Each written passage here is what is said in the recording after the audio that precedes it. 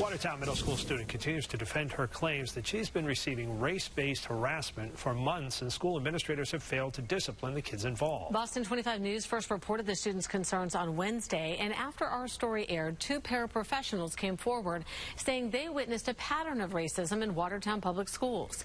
New tonight, Boston 25 News reporter Crystal Haynes with a response from the district. Boston 25 first introduced you to 13-year-old Layla Mawanda on Wednesday. The racism needs to be addressed. The outspoken Watertown middle school student told Boston 25 her support for the Black Lives Matter movement has made her a target for race-based harassment at school, online, and at home.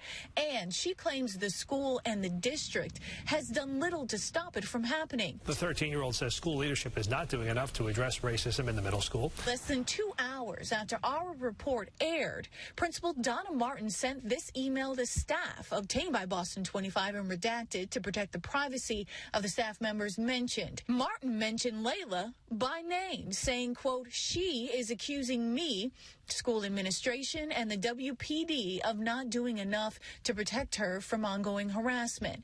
Calling local reporting inaccurate, she defended the efforts her staff has made to address Layla's reports of race-based harassment. Quote, "While no one is perfect, we at WMS and in WPS go above and beyond to protect all of our students each and every day." But Layla's complaint is not the only one. The Massachusetts Commission Against Discrimination say they have 3 complaints against Watertown Public Schools since 2015. I've witnessed her being actually physically assaulted in the school, and being one of the only Black teachers in her elementary school at the time, you know, going to administration, and they're just pushing it off like Layla's just loud. Kiana Parkin was a paraprofessional in Watertown Public Schools until she quit last year. She worked in Layla's 2nd, 3rd, and 4th grade classes, she says, and tells me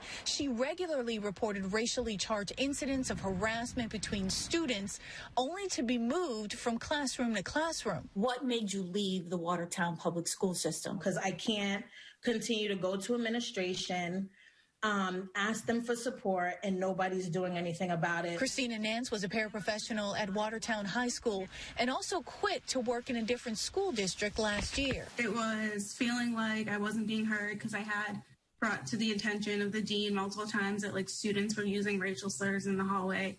And it's just a behavior infraction. I read Superintendent Deanne Galdston's statement to Boston 25 that mentioned the district's partnerships with Facing History and Ourselves and the Rides Project at Harvard University. None of that was in place when we were there. Immediately walking out of that exact professional development, a white male teacher said, "This is ridiculous. Watertown doesn't have a racism problem." In a statement late Friday, Superintendent Galdston tells me in part, quote, "We take all allegations of bullying and any allegations of racism or discriminatory behavior seriously.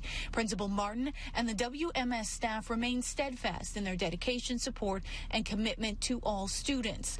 Our district has not historically or contemporarily been singled out by either the state or federal governments for civil rights violations or disproportionately in the way our disciplinary policies and codes of conduct are enforced."